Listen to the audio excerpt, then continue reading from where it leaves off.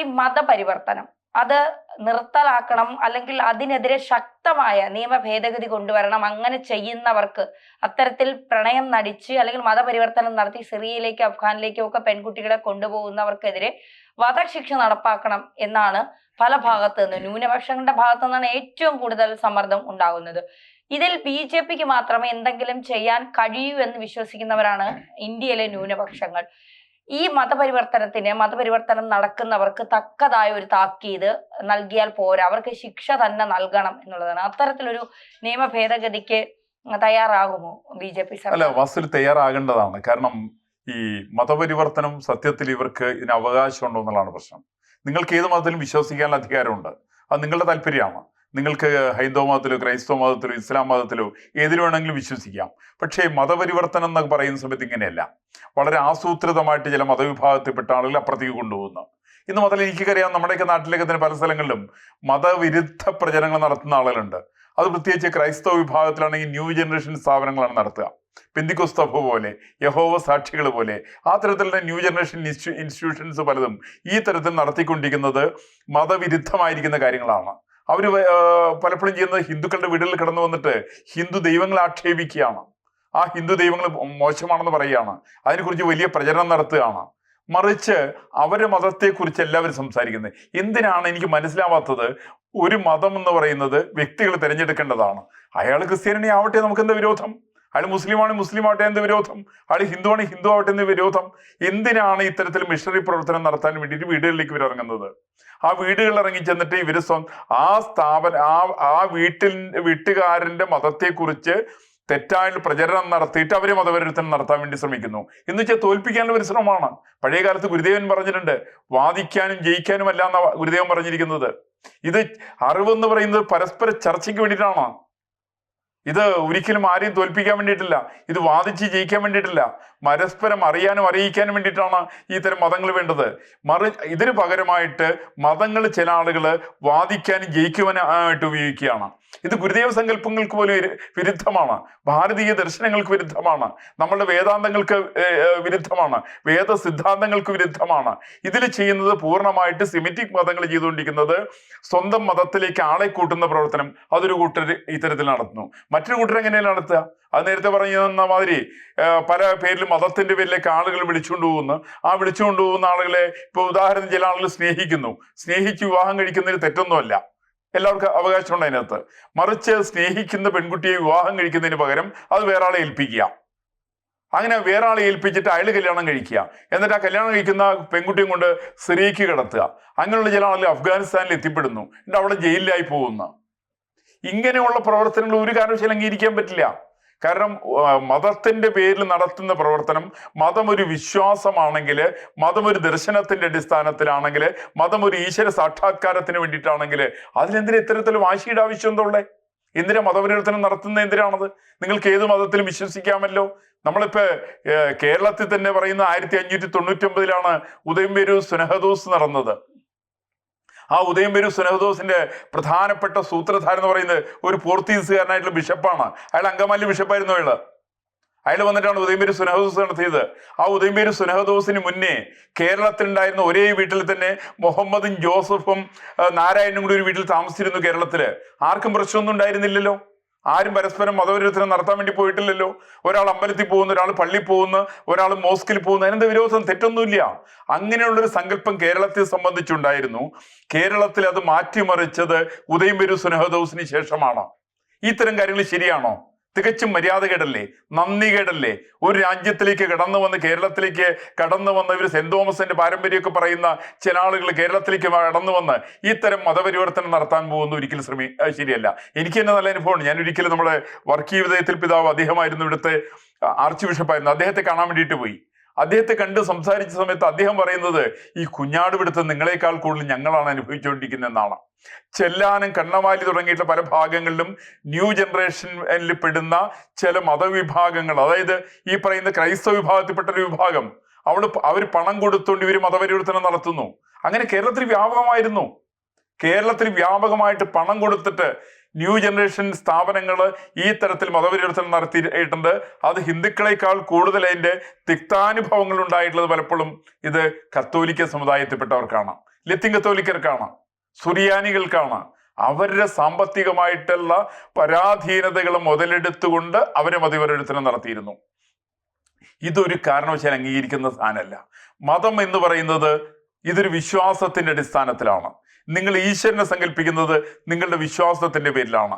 അത് ഒരു കാരണവശാലും മതപരിവർത്തനം നടത്തിയിട്ട് നീ ഇത്രയും കാലം നീ ഇതിന് വിശ്വസിച്ചിരുന്നു, ഞാൻ സോപ്പ് തരാം, ചീപ്പ് തരാം, കണ്ണാടി തരാം, നീ ഞങ്ങളുടെ മതത്തിലേക്ക് ഞങ്ങളുടെ കൂടെ പോരെ, അത് എന്നൊക്കെ പറയുന്നത് ശുദ്ധ ഭോഷ്കാണ്. ഇത് തള്ളിപ്പറയേണ്ടത് തന്നെയാണ്. ഇങ്ങനെ ചെയ്യാനിറങ്ങുന്ന ചില ആളുകൾ അവർ ഉപജീവന മാർഗമായിട്ട് എടുത്തിരിക്കുകയാണ്. ഇപ്പൊ നമ്മൾ സാധാരണ രീതിയിൽ പറയാറ് രാഷ്ട്രീയം ചില ഉപജീവന മാർഗം എടുത്തു എന്നാണ്. രാഷ്ട്രീയം മാത്രമല്ലല്ലോ, ഇവിടെ മതം ചിലർക്ക് ഉപജീവന മാർഗമാണ്. ഞാൻ പള്ളിയിൽ അച്ഛന്മാരെ കുറിച്ചല്ല ഉദ്ദേശിക്കുന്നത്. ഒരു പള്ളിയിലച്ഛനും ആ പണിക്ക് നടക്കുന്നില്ല. പള്ളിയിലച്ഛന്മാർ സാധാരണ ഇതില് വിദ്യാഭ്യാസ സ്ഥാപനങ്ങൾ നടത്തുന്നുണ്ട്, അല്ലെങ്കിൽ അവർ മറ്റു ചില സ്ഥാപനങ്ങൾ നടത്തുന്നുണ്ട്. അവരാരും മതപരിവർത്തനത്തിന് ഇറങ്ങുന്നില്ല. കത്തോലിക്കന്മാരായിരിക്കുന്ന അച്ഛന്മാരും മതപരിവർത്തനത്തിന് ഇറങ്ങുന്നില്ല. മതപരിവർത്തനം നടത്തുന്നത് ചില പാസ്റ്റർമാരടക്കമുള്ള പെന്തിക്കോസ്ത് സഭയിൽപ്പെട്ടുള്ള ആളുകള്, യഹോവ സാക്ഷികളിൽപ്പെട്ടുള്ള ആളുകള്, അങ്ങനെയുള്ള ചില ആളുകളാണ് ഇറങ്ങുന്നത്. അവർക്ക് ഈശ്വര വിശ്വാസം ഉണ്ടോന്ന് എനിക്കറിയില്ല. അവരാളെ കൂട്ടാനുള്ള ശ്രമത്തിലാണ്. അവർ പണം കൊടുക്കുന്നുണ്ട് പല സ്ഥലങ്ങളിലും. ഈ തരത്തിൽപ്പെട്ട പണം കൊടുത്ത് നടക്കുന്ന മതപരിവർത്തനത്തിന്റെ ഭാഗം തന്നെ പ്രശ്നം തന്നെയാണ് വടക്ക് കിഴക്കൻ അതിർത്തി പ്രദേശത്തുണ്ടായിട്ടുള്ള പ്രശ്നം. അവിടെയാണ് പഴയ കാലത്ത് ശ്രീമതി ഇന്ദിരാഗാന്ധി നാഗാലാൻഡിൽ ചെന്ന സമയത്ത് ഇന്ത്യൻ ഡോഗ്സ് ഗോ ബാക്ക് എന്ന് പറഞ്ഞിട്ട് പോസ്റ്റ് എഴുതി ഒട്ടിച്ചു, ഇന്ത്യൻ പ്രധാനമന്ത്രി പുറത്തു പോകാൻ പറഞ്ഞുകൊണ്ട്. അതിന് കാരണം അവിടെയുള്ള ന്യൂ ജനറേഷൻ ഇൻസ്റ്റിറ്റ്യൂഷൻസിന്റെ പ്രവർത്തനത്തിന്റെ ഫലമാണ്. ഇത് ചില NGOs ആണ്. കേന്ദ്ര സർക്കാരിൽ നിന്ന് പോലും CSRൽ പണം പറ്റിക്കൊണ്ട് അവർ നടത്തുന്ന ചില പ്രവർത്തനങ്ങളാണ്. ഈ പ്രവർത്തനങ്ങൾ ഒരു കാരണവശാലും അംഗീകരിക്കാൻ പറ്റില്ല. ഇതിനെതിരായിട്ട് ശക്തമായിട്ടുള്ള നടപടികൾ സർക്കാരുകളുടെ ഭാഗത്തു നിന്ന് അനിവാര്യമാണ്. മതം ഒരാൾക്ക് വിശ്വാസം ഉണ്ടെങ്കിൽ മാറട്ടെ, അതിനിപ്പോ എന്താ കുഴപ്പം? ആർക്കും തർക്കമൊന്നുമില്ലല്ലോ. മറിച്ച് നിർബന്ധമായിട്ടുള്ള മതപരിവർത്തനം നടത്തുന്നത് മതസങ്കല്പങ്ങൾക്ക് വിരുദ്ധമാണ്.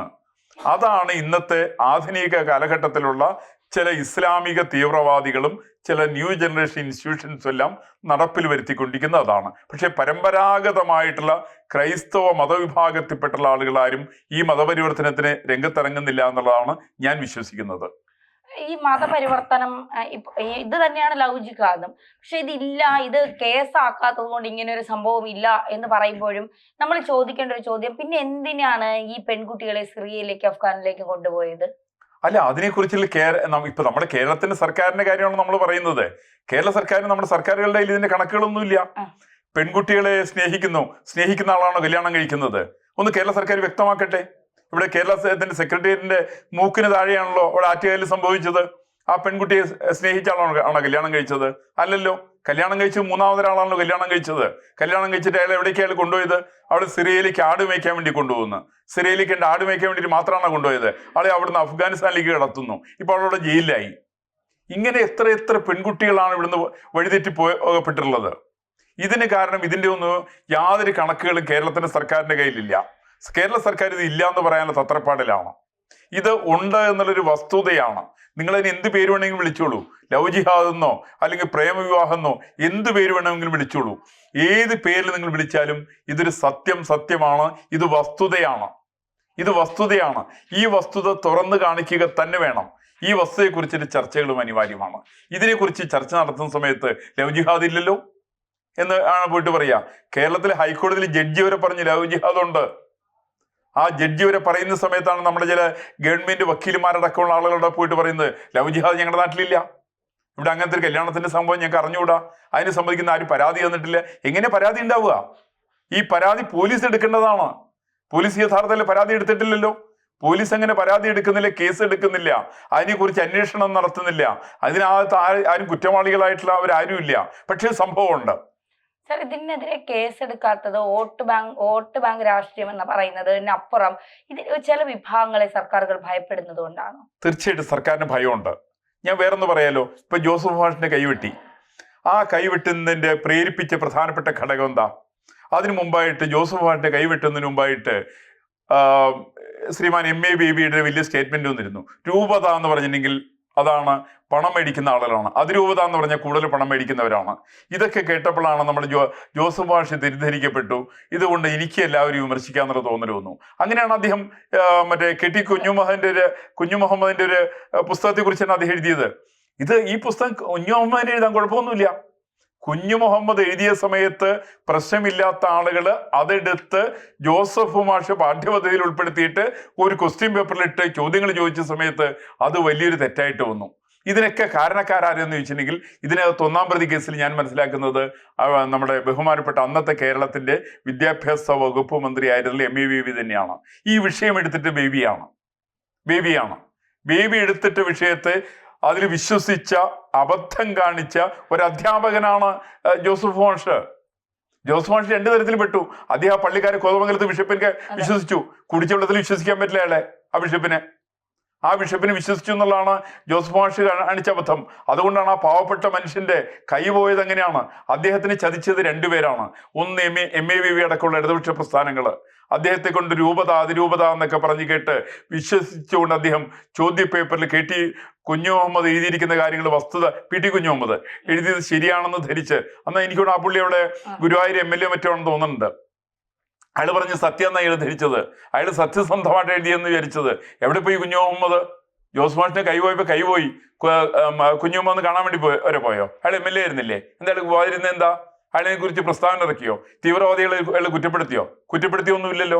ഇങ്ങനെ ചില സാധാരണക്കാരായിരിക്കുന്ന ആളുകളെ, സത്യസന്ധരായിരിക്കുന്ന ആളുകളെ, വിദ്യാഭ്യാസമുള്ള ചില ആളുകളെ വഞ്ചിക്കുന്ന ഭാവം കേരളത്തിൽ വ്യാപകമാണ്.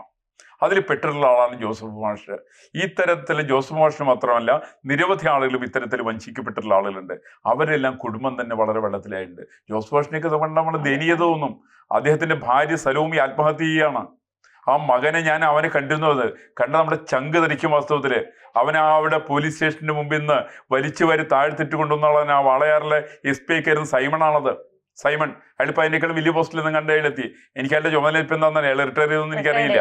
റിട്ടയർ ചെയ്തിട്ടുണ്ടാവും. ഈ ഇത്തരത്തിൽ ക്രൂരന്മാരായിരിക്കുന്ന പോലീസുകാരാണ് ഇതിന്റെ കൂട്ടുനിന്നിട്ടുള്ള ആളുകൾ. അപ്പൊ അങ്ങനെ ചുരുക്കി പറഞ്ഞാൽ ഈ പറയുന്ന മതപരിവർത്തനം എന്ന് പറയുന്ന പ്രവർത്തനം സാമൂഹ്യദ്രോഹ പ്രവർത്തനമാണ്. വ്യക്തികൾക്ക് ഇഷ്ടമുണ്ടെങ്കിൽ അവർ മതം മാറട്ടെ, അവർ ഏത് വിശ്വാസം സ്വീകരിക്കട്ടെ. ഇത് തികച്ചും വ്യക്തിപരമായിരിക്കണം. ഇതൊരിക്കലും സമൂഹം തീരുമാനിക്കേണ്ടതല്ല. ഇതൊരു മതത്തിന്റെ അടിസ്ഥാനത്തിൽ സംഘടിതമായിട്ട് ചെയ്യേണ്ടതല്ല. അങ്ങനെ സംഘടിതമായിട്ട് ചെയ്യാൻ ശ്രമിക്കുന്ന ആളുകളെ സത്യസന്ധമായിട്ട് ശിക്ഷിക്കുക തന്നെ വേണം. അവർക്കെതിരെ ശക്തമായിട്ടുള്ള നടപടികൾ ആവശ്യമാണെന്നാണ് എൻ്റെ അഭിപ്രായം.